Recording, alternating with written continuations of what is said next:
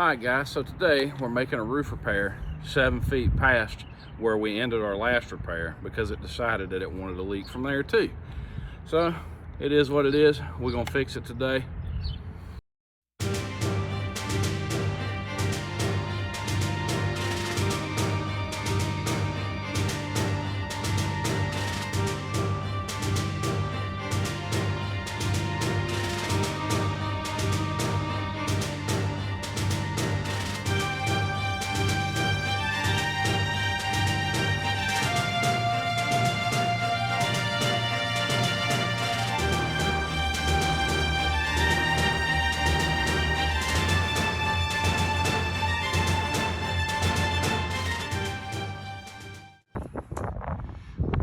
Spot fixed.